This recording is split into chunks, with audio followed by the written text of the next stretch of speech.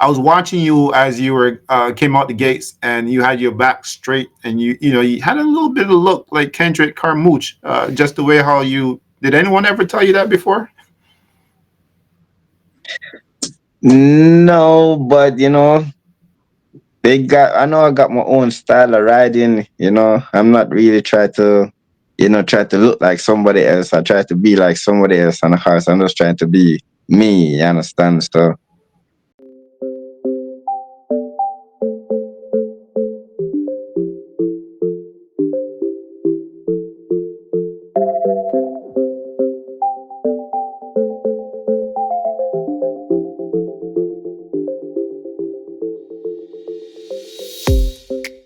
Okay, so jockey Michael Pottinger, man, welcome to the platform. First time being here. It's a pleasure to have you. Have you all the way from Ohio, I believe. Really nice to have you on the platform. I hope I'm the first person to interview you. yeah, you're the first person. Yes. Yeah. Hey, look, man. Welcome again, and congratulations so far on your success as a jockey. Yeah. So, so Michael, so are you an apprentice currently? Yeah, I'm apprentice like for a year, then give me the bug for a year Oh, nice. until October. Next year October will be up. Then just give me for a year, so that is American system. Oh, wow. You know what? Because I was thinking, based on what I've heard so far, like if you continue winning, like how you're winning, would they take the bug away from you, or would you still continue till October next year? I will still continue until October. Oh, nice, man. You have a big opportunity then, because it seems Yeah, like you're yeah. doing pretty good. Yeah, them they give me a good opportunity. I'm like, I'm just trying to make use of it, see what's month by month, in the winter, right now in this time, but I will see by month and see what take place if I even want to take a visit to any other track, but I'm gonna stay. This is my home, so Nice. I can go different places, but this is my home. I like to ride with these jacket too, I'm comfortable with them, so that's the greatest part of it. Hey, man, you talk that talk, man, because people want to hear from the jockeys, and sometimes a lot of times people want to hear from jockeys that they know, they see on TV and so forth. But for others, you are a brand new jockey to some people. Let's get and dig a little bit more about you, so people can know exactly where you're coming from, and the direction you're going and your goals and so forth. So, who is Michael Pottinger? Tell us a little bit about yourself. Um, Michael Pottinger myself. I come from a bloodline. I'm from Jamaica. Out of racing. My grandfather Horatio Nelson. My father Michael Pottinger. The two of them was a jockey. So my grandfather and my father was a jockey. So I come from that bloodline, and I got more cousins and uncle that follow up with the game, and my brother. So it's in me, but it just take a minute. I should be riding already, but it just take a minute, for me to just recuperate because I got through a lot of injury. So that's why I never really pushed through and ride like a couple of years back because I'm 33 right now and like I'm just started to ride. But I got through a lot of injury like back and shoulder, foot. You understand? A lot of injury off of the horses. So it just take me a minute back, to just get back myself back together now, like to really get back on the road to see what it's like. I can only imagine that must have been really tough, especially for you. Setting out to be a jockey, with injuries. Was that a deterrence, or did you say, you know what, one day I'm going to pursue my jockey license and still set out and be a jockey like I want to be? Yeah, I still pursue, as in, like if I lose, I can come down like my body weight, I can come down to 114, 13, 12, but the more slimmer I can get, like the more bonier it is, because I'm like 5'7". I'm like 5'7" tall, so but the more skinny I can get, like, bony, like I can feel all my injuries, kind of cramp me right there, like, oh. So that's why I did just take my time, I did it right, kind of push myself to, that much. Yeah, I mean, you're still in a very competitive area. I mean, because you're riding down Mahoney Valley. Will we see you at perhaps Thistledown Racetrack next year? Yeah, you're gonna see me there next year, as in, I didn't want to. I start just the last day right there, but it does. It thing take day by day and time by time. That's why I said I could have do it by that time, but it's just through my injury. I got a lot of injury even past even this summer too, from some horse, and but it's just one of those things. I'm like, I did the push through, but it's like, no, I'm like, I'm gonna show them what I can do. What I really made out of. So, are these like freak accidents, or these are injuries that just reoccurring, or what are these injuries that you keep getting? Engine like falling off of the horses. I'm like, some of them buck me off a horse, some of them reel up, get my half guard, some of them kick me. You understand? I'm breezing a horse from me over the gate, a baby from the gate, as in try to give him his gate card. By the time he couple up and but passing the furlong pole, he just tried to run towards rail and get my half guard, so I fall off him like during that session in the exercise morning. So it been a lot, you understand. So yeah, I have to work about it, and I work on it, and like when I'm ready and I go and see the stewards, and the stewards them like, you have to be tough over that, and like, okay, I'm like I have to have an injury, and like I don't think about, like I have the injury. I have to just work like nothing is there. I'm like, oh, But that's how I'm kind of set my mind. So that is it. Yeah, that must be pretty tough. I met a guy earlier this summer, and he basically was telling me, like, back in the days, he's an older guy too, so he was telling me, like, back in the days they would give him some bad horses, right? But you know what? The bad horses made him become a good rider. Do you feel like that's what's happening Yeah, with you? yeah.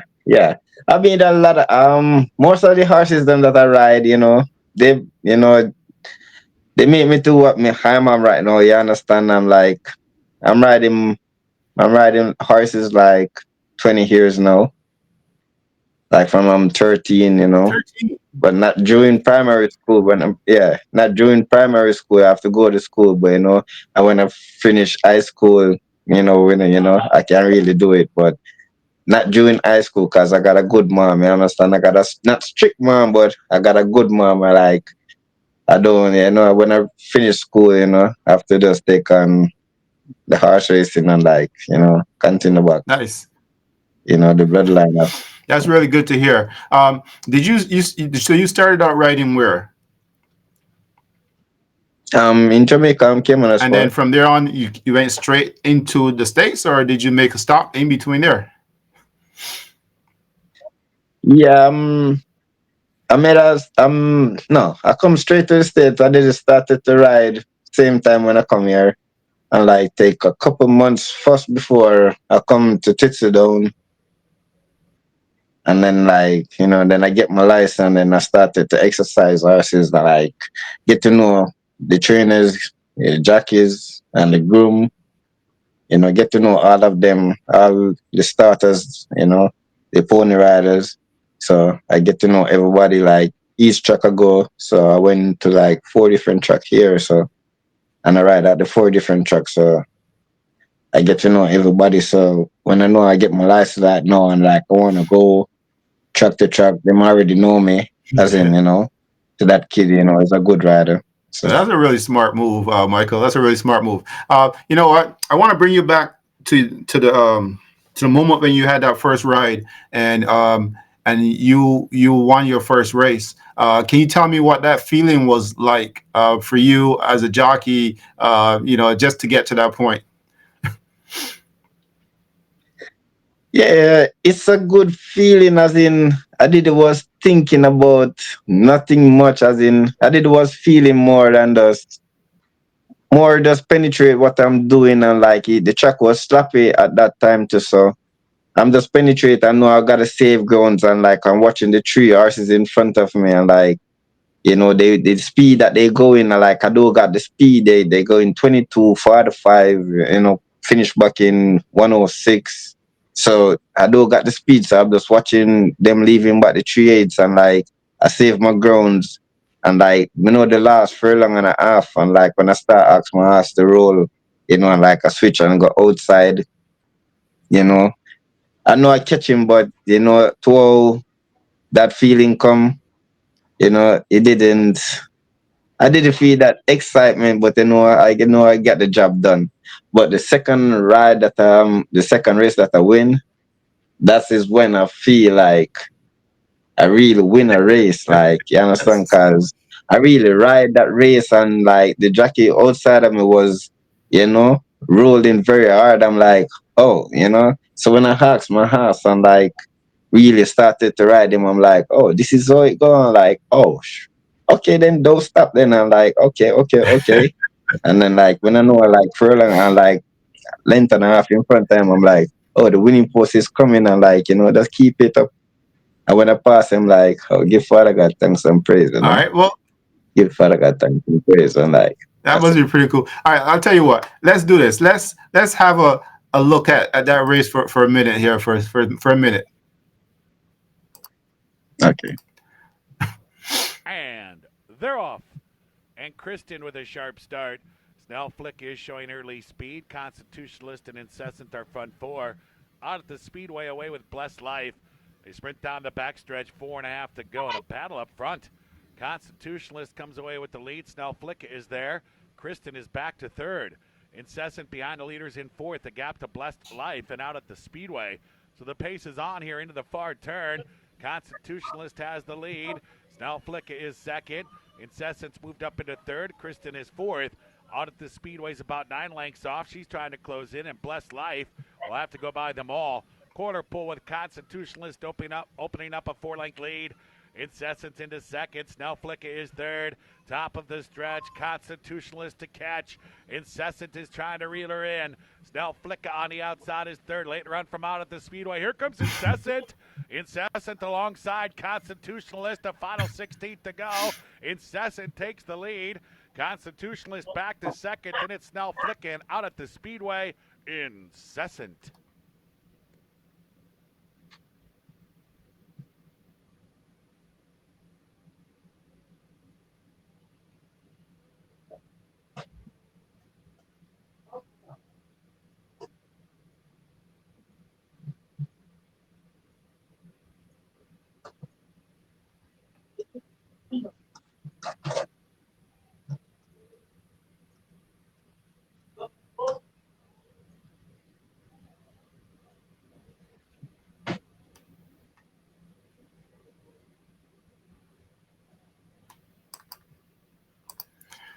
That's pretty cool, man.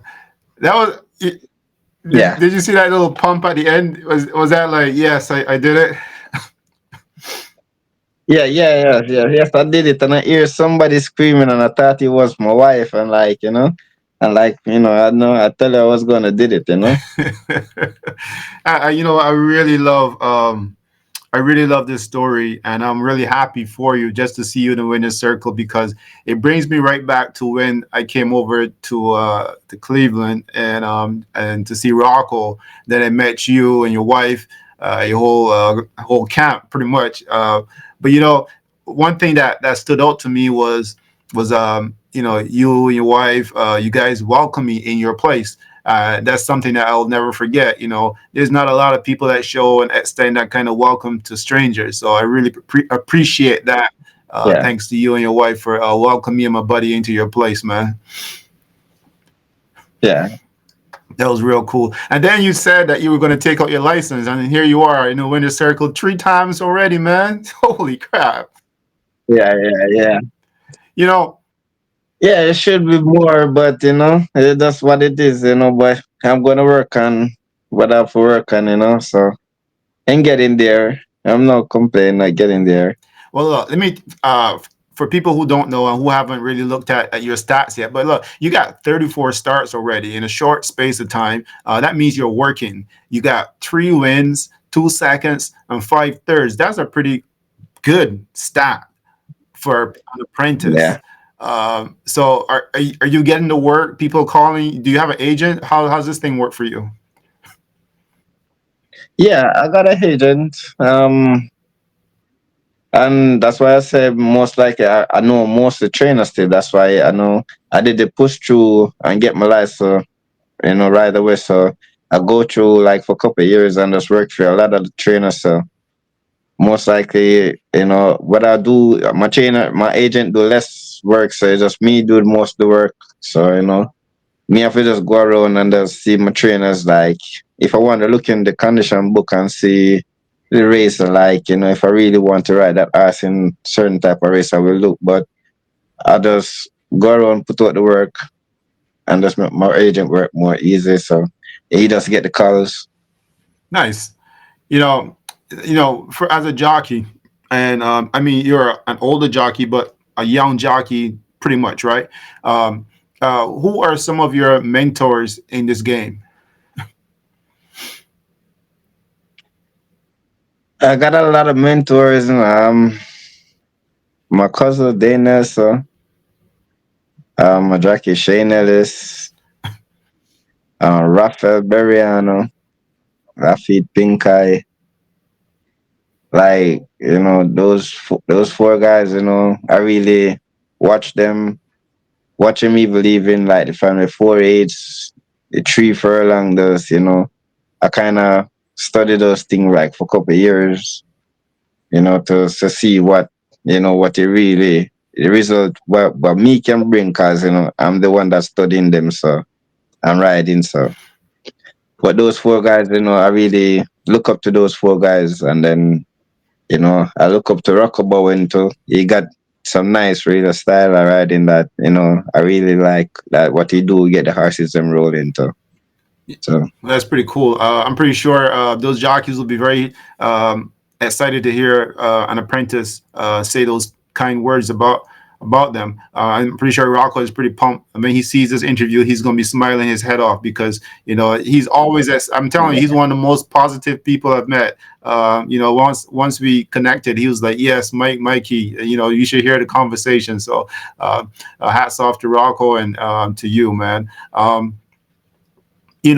Ohio. Tell me, what does Ohio mean to you right now so far in your life and in your career?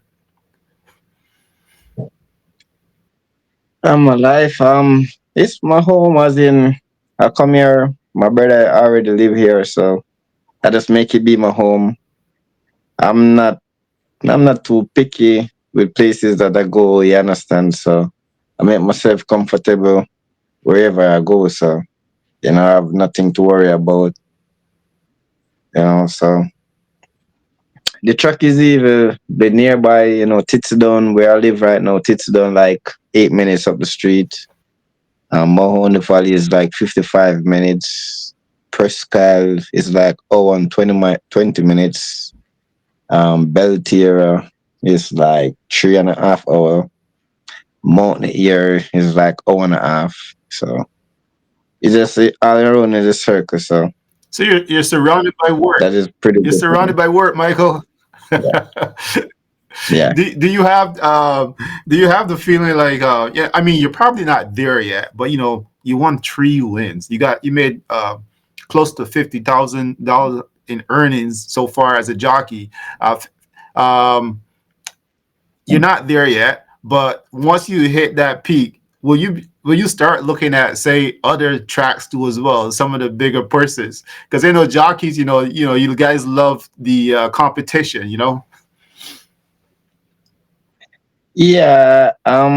I would just give myself like couple more months, like to really get more tight in my saddle, like what I can do in the winter here, 'cause the winter is kind of rough, but you got to tough it out through the winter. So I want to see what I can do for the winter, get more tighter, and then I want to see like March, April.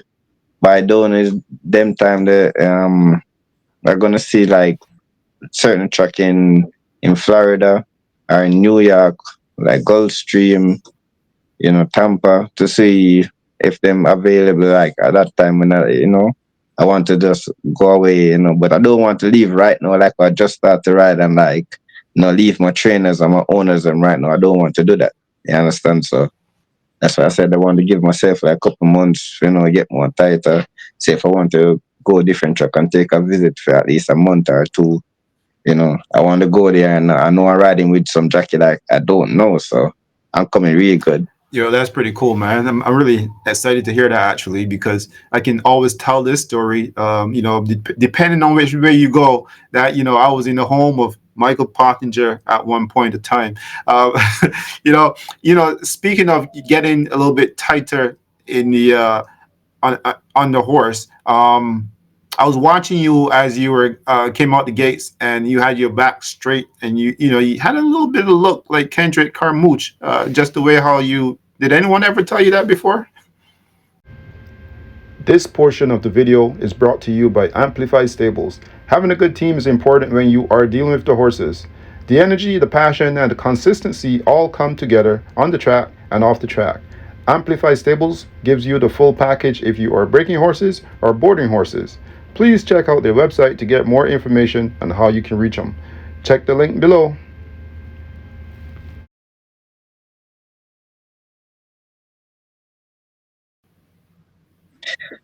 No, but I know I got my own style of riding, I'm not really try to look like somebody else. I try to be like somebody else on a horse. I'm just trying to be me, you understand? So I don't know. Nobody had advised me as that jockey as yet, But as I'm saying, when I get more tighter, I don't know what I can become, but I know I'm gonna become something very, very good. As in, the ability that I got and the mindset that I have. So you just give me some time and like that really like oh shoot, but you just get a lot, and I just gotta train more too.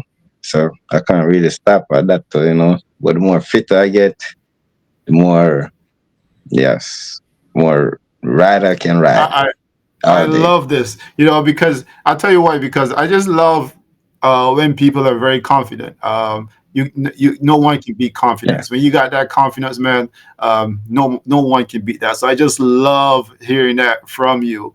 To be a successful jockey, can you share with me some of the qualities you think that you have that will make you a successful jockey? Yeah, the quality I gonna have as in have the mindset as in if I even got six right for the day, have a mindset I can win the whole six. Yes. That's that's the level that I really put myself on as in, I never doubt myself. It's like every ride that I ride, if only thing that if I ride a bad race is I can take the blame if I ride a bad race, but 90% if I know most of the time when I ride, if the horse don't run, the horse don't run. I'm gonna put up my 101% as in, trying to get the cross the winning post in front. Or it's what I can do to, to just make sure say I get the job done. So if a horse him come soon enough, I have no complaint about it. I'm gonna do what I have to do. It's the only thing if a next jockey my ride man dirty. I can't say dirty because I don't ride. You understand? A jockey, no, you understand? I will pace a jockey, yes, but I ain't gonna ride him dirty. No. I'm gonna stay in my lane, my position. You understand? I don't want to no interference, no, I'll stay far away from that. I don't have that mindset. You understand? I hope a lot of jockey just think about that. You understand? Just keep your ass. You understand? If you're in a four lane or like four ass off the rail and somebody like seven ass out in the middle of the track. I don't like when somebody step from there and just go outside and just try to go meet that person. You understand? Just keep your straight course. Because if you just so you're gonna lose, just like that. If you're gonna win like that, just win like that. But you know, So, as a jockey, that sometimes you know when the competition gets a little bit sticky, you know, guys try every advantage to get to the finishing line first. So I guess maybe you haven't encountered it yet, but it will happen. I'm pretty sure somebody will test you. yeah, yes, them yeah, Jackie ride me like that, but as I say, I don't like it, you understand? Cause but I still get to horses them, you understand? But you give me more ignorance that you know I got to whip the horses them more powerful and that not really necessary cause you know the Jackie ride me, even though he might have a stick in his right and you know riding I'm on the outside of him and like insist him getting closer to him gaining down he's gonna change the stick to his left when he wants to change it to your left you know 90% you know you want the horse go to the right so you want to interfere with somebody outside but when I'm in that position I ride more vigorous and more ignorant and I don't really like it you understand say if I'm just riding a clean race and going that you know when I ride with dirty now I got to ride the ass more you know vigorous and ignorant and I don't really like that Gotcha, gotcha, you gotcha. understand Now you know yesterday you well let me build it up because I'm going to tell you you know horses don't know the odds and as a rider you don't care about the odds but I'm pretty sure no yesterday riding a 99 to 1 horse and you ran a third what was that feeling? I know it doesn't matter because you're the jockey, the odds don't matter, but you know, riding the longest shot on the board and at 99 to 1 and just running in third. I was watching it, I was cheering on for you, but you know, I was like, that's pretty cool. What was that feeling like? the feeling was okay as in I was surprised when I'm coming back and look on the board cause before I leave the paddock I see like 45 to 1 but I have a lot of confidence in the horse, as in, you know, I'll get on him one time, I think, or two time back after a race.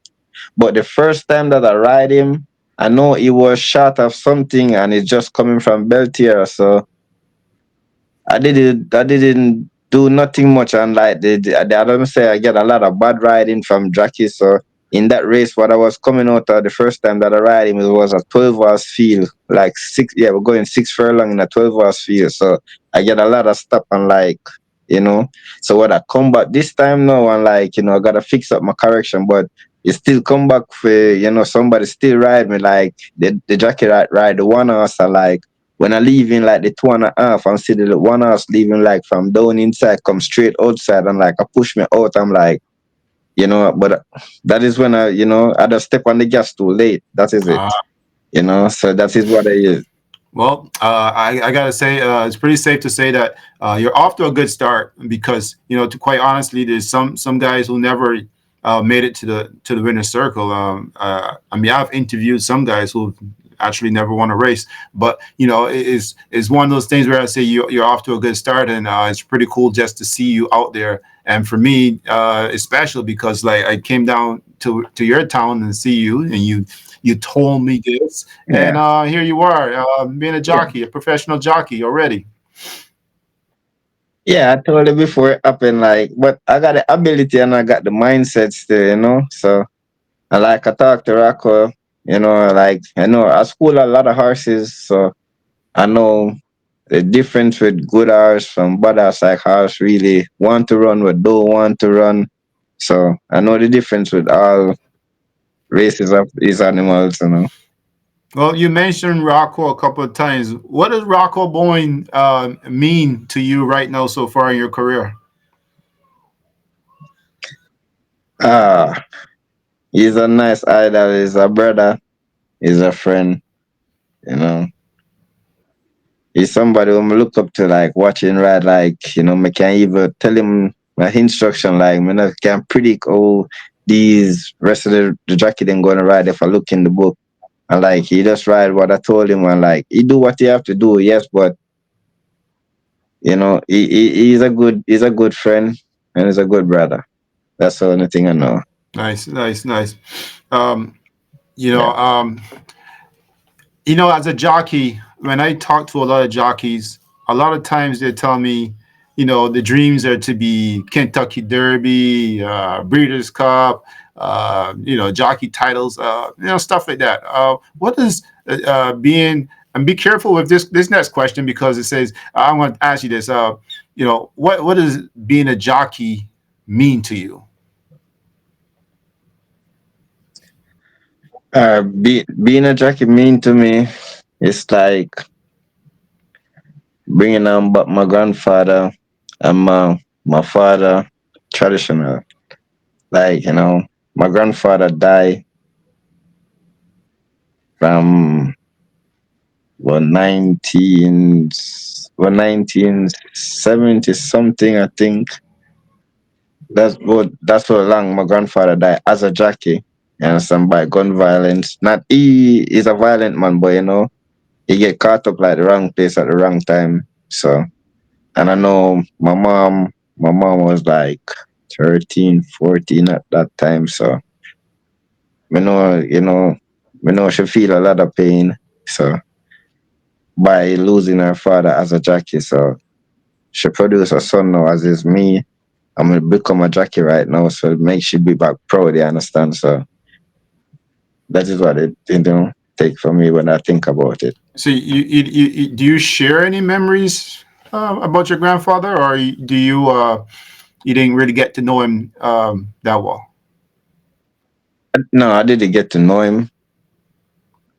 I didn't get to know him. That's what I say. My mom lose her father when she like 13. She like 14 years old. And he was a jockey. You understand? Right. So she got a son now. That's his me. She got four. I got three son. She got three son. And one of the son, turn a jockey. I got two more brother. One a carpenter, and one, the delivery for Amazon. So Well, when you told me that story just now, I completely got kerfuffled because you said your mom lost your grandfather when she was like 13. I was like, man, your mom had you at 12 or 13 or whatever. But then I realized it no, was, it's just she lost your grandfather, but you yeah, were not around yet. So, so yeah, exactly. So, yeah. And he was a jockey. You understand? So my mom father was a right. jockey. You know, and she lose her father. So she make a son now that is me, and I become a jockey now. So make she make her happy. Nice, nice. I'm very happy for you, man. I'm very Yeah, happy to see you actually writing. I definitely will be looking at your races, just watching because all most of the guys who I interview, I kind of put them on the ticker and I watch their races, or I'll go back and review them and see how you guys are doing, just to see that you guys are doing well and things are going well. Look, man, it was pretty cool talking with you. Um, I'm pretty sure you will have a lot more interviews from here on. This is the start. This is the plan. This is what we want to do, man. Just get guys out there in the spotlight and let yeah, people come after you, and you do your thing. All right. yeah. Okay. Well, don't be a stranger, Michael. Come back here anytime. I'm pretty sure you'll be looking at a few more wins this winter. When does the meet finish? Yeah. The meet finish April. April, sometime in April. I think April the 14th. I think April the 14th. Wow, April. That's the last. Yeah, that's the meet. Yeah, yeah. April at Mahoney Valley. Oh, Yeah, that's March, April. Yeah, we just got 2 weeks. We just got 2 weeks in April. pretty long. I didn't realize you guys go that long. Oh yeah. Because they start late, as in October. So November, December, that would just be 2 months. So we just got 6 months in the winter time in Mahoney. Wow. 6 months at Mahoney and 6 months at Titsy. But while Titsy gonna open up Mountain Air, open up Belterra and Presque. Yeah. Well, best wishes for the rest of the meet. Stay safe. Hopefully everything works out, and hopefully that we see you, on top that on top of the standings real soon. Because it's a tough track, but I see that you're doing pretty well. Yeah. I am doing very good. Try my best. Oh, Try I my forgot. best. I wanted. I just remember. I was going to share this story because I always tell this story when it came down and I saw you guys. And we were in the backyard and we were looking at the pets. And I asked you about, do you eat these? Do you eat the pigeons? He was like, no. And then I saw the rabbits. Like, do No, you eat no, the no, rabbit? He's like, no, we don't eat pets. no, no. Michael, No, no, I love animal. I don't eat pets. Cold poultry, make me eat. Pig. If I raise the pig, I know I ain't gonna eat it. But if somebody else raise it and do the butchering or whatever, ain't no problem. But if I do it, no, no, no, no, I ain't gonna. That's my pet. You understand? I ain't. If I raise any animal, like feed them, no, I will love them till them die. That's me. All animal. I don't criticize none. well, Yeah. only afterwards when I came back to Toronto and I thought about it, I was like, man, I hope because there was a controversy about eating pets down in Ohio, and then I said, oh shoot, is that what he was thinking? Mhm. No, no, no. I love animals now. I don't eat pets. uh, I love them. It's just my local company where if I'm not gonna say when I'm lonely, but if I wanna be in my own zone or own space, I just go and visit my animal them, just look at them, take care of them, feed them, clean them cage, just sit down and watch them for a minute. Pretty So cool. that is the life that I live sometime. Pretty cool. Hey, look, man. It was a pleasure talking with you. Let's do this again some other time. Maybe we'll come back in the spring after you guys finish Ride Down Mahoning. Or if you start doing really well, I may have to Okay. reach out to you and get some more interviews. So best of luck all the way, Yeah. man. Okay, thank you very much, Thanks for Joy. coming on. All right.